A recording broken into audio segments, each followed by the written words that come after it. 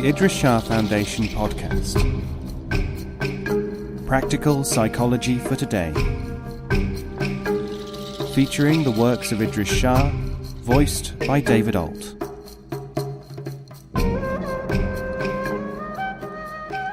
Welcome to the Idries Shah Foundation podcast.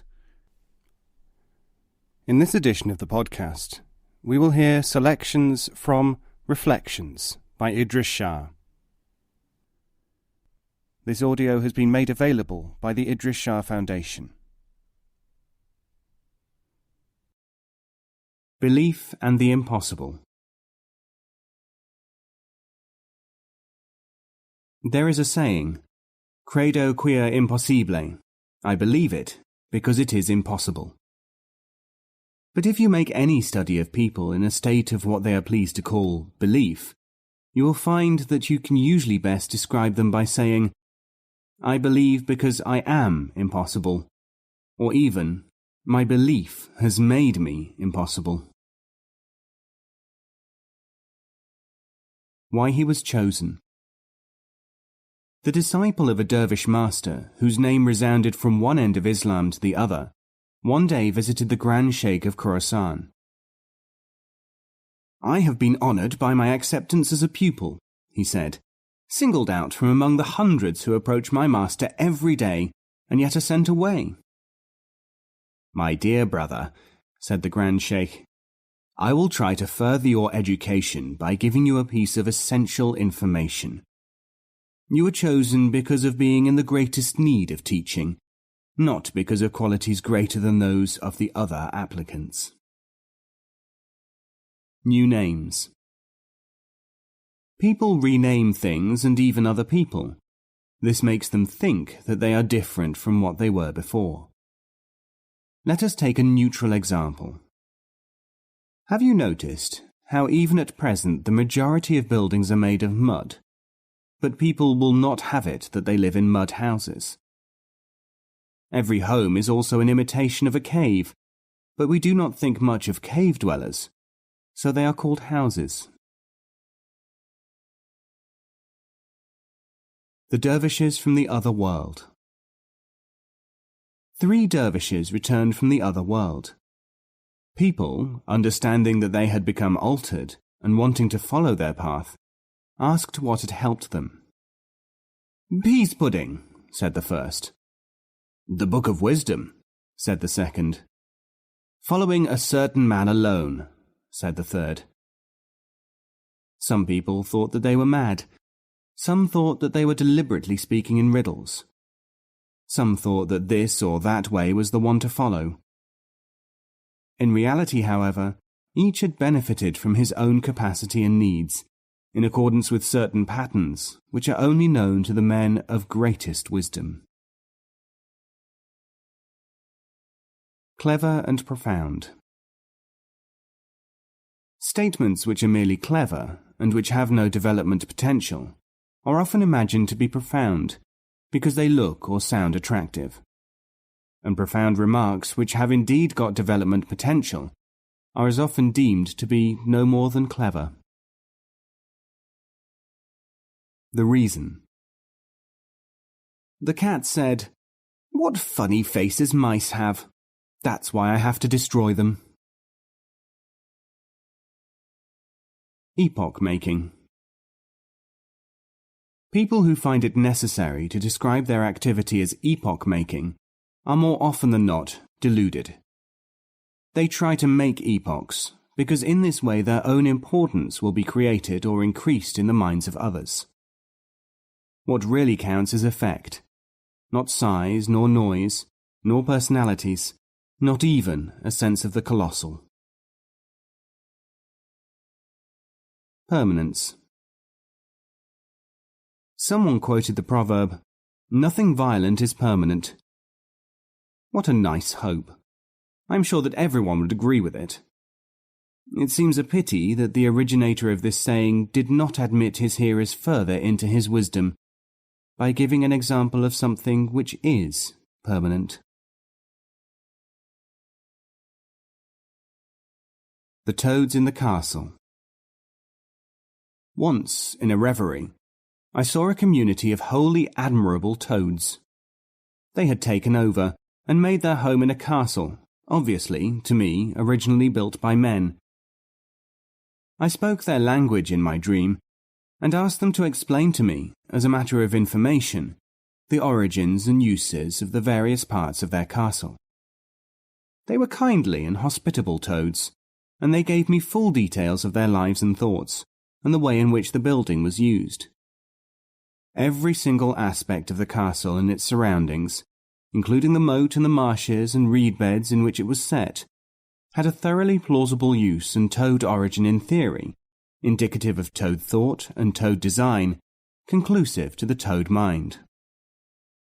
I said, "Brothers, forgive my seeming discourtesy, but this place was formed, designed, erected by other beings. It was intended for quite different purposes than you have mentioned." Some did not hear at all. The whole idea was so strange that it did not even register with them. Some said, shortly, "You are a liar, or a cheat." Others, trying to help me, said to one another, "Poor fellow, he is raving mad." That, of course, quite disposed of me. Man and the Tiger. A man, being followed by a hungry tiger, turned in desperation to face it and cried, "Why don't you leave me alone?" The tiger answered, "Why don't you stop being so appetizing?" Thinking and knowing. People think that they think things, and they also think that they know things. They could usefully give some attention to the question of whether they know what they think, and know what they think they know. Teachers and students. People often say, "I must find a teacher who knows all." Some, at least, of such teachers have started by learning wisdom from the ignorant, as some learn conduct from the ill-mannered. Many aspirants could do worse than start at that very point. When you have been your own teacher for a time, you may be ready to find someone else who can teach you. The driver, horse and cart. One day a driver thought, "I'll let the horse and cart go where they like. Maybe I am trying too hard to be the man in control." All went well for a time, since the horse took the cart on its accustomed route. But when the driver willed it to go another way, nothing happened. "I need more willpower and less discipline," said the man to himself. One day the horse thought, "Why should I obey?" And he started to pull the cart as and when and where he wanted to do so. The man sold him to someone who kept him on a very short leash indeed. Yet another time the cart thought, "I will assert my independence. At times my wheels will go, at others I will make them stick. Sometimes I will creak, sometimes not, and I will loosen and contract my nails as and when I feel like it." The cart, pronounced unreliable, was chopped up for firewood. Who cares? It is not only a matter of not caring who knows, it is also a matter of knowing who cares. 3 wishes. A man, after many years of study and effort, found out how to gain power over spirits. He conjured a jinn. The jinn gave him 3 wishes. He immediately wished for money. Spending all his money on high living, he became an alcoholic. His second wish went on making him well again. Now he felt so undecided as to what to do, he used up the third wish to restore himself to his original state and to forget his experiences. Higher perceptions. People imagine that higher perceptions might be attained by developing a certain inner sense. But when a person has been working too much on the development of a certain inner sense, it is necessary to teach him by another method. This method with the concept that the sense can be activated through the exclusion of factors which inhibit its operation. Feed and exercise a lion in a cage, you may get a fine, robust lion. In order to fulfill his destiny, we may have to turn our attention from him to the cage. The Donkey and the Cactus. A donkey was chewing some cactus. A dog came along and said, "What are you eating?" "The most delicious of food," said the donkey. The dog took a bite at it. "You treacherous wretch," he cried. "You have deliberately misled me, and now my mouth is full of spines. The taste of this abominable vegetable is nothing like the juicy meat which I was thinking about." Positive and negative. The way in which a statement is phrased is not what makes it positive or negative. It is positive or negative in accordance with its significance, not its appearance. A no, which is constructive, is far better than a yes, which is not. Because no is something which people don't like because of having heard it often in their childhood, they tend to behave as if it was something bad, that is to say, unpleasing to them. It is only a step, though a mistaken step, from here to be able to call it negative, and therefore not constructive. In the Land of Fools. Once upon a time there were 3 wise men. They belonged to a place known as Fazulistan, the Land of Fools. But this, of course, was only what its uncharitable neighbours called it. The inhabitants called it the country of civilization. These 3 wise men decided that they would go on a journey, because, as everyone knows, travel broadens the mind, and even the most learned can profit by experience. Quite soon after crossing the border, they came across an unusual object. It was a minaret, towering into the sky. "Ha ha," said the first wise man. "Here is an item worthy of our observation. I will set you a test. How did this object come to be here, and what was the manner of its being produced?" The second wise man said, "It is evidently a dead plant or tree. It grew from a seed, or even a certain kind of egg." The third wise man disagreed. "Not at all. This obviously was built. It must have been constructed lengthwise on the ground and then hoisted to its present position." "You are both wrong," said the first wise man, "for it is evident that it was built by a race of giants. They were tall enough to lean down and place this thing here in its present position."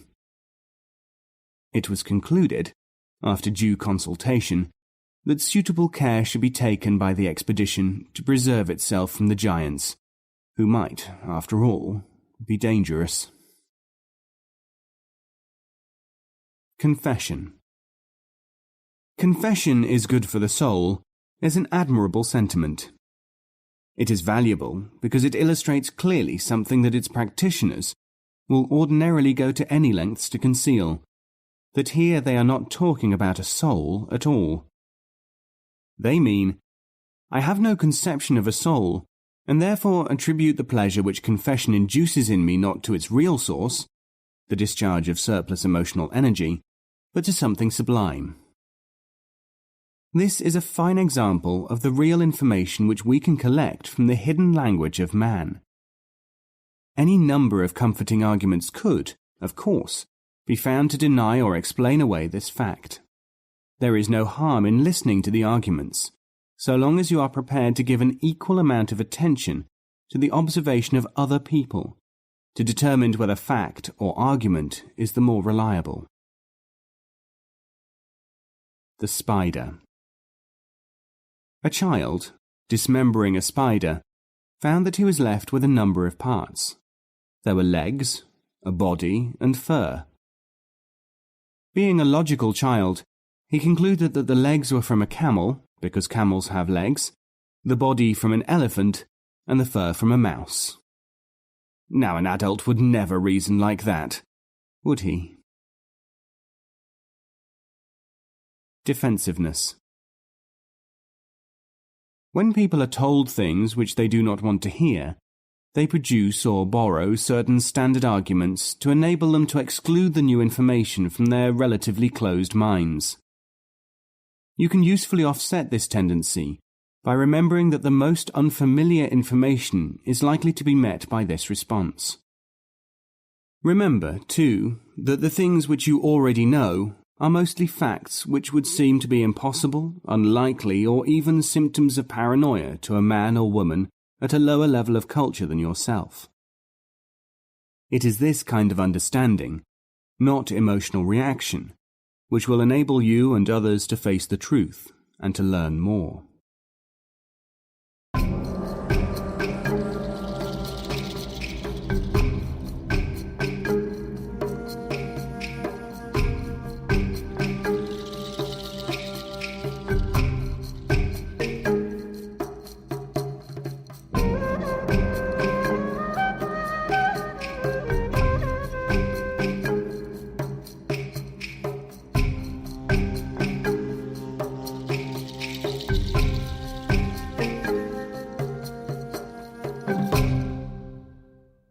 This podcast is copyright 2016, the Idries Shah Foundation.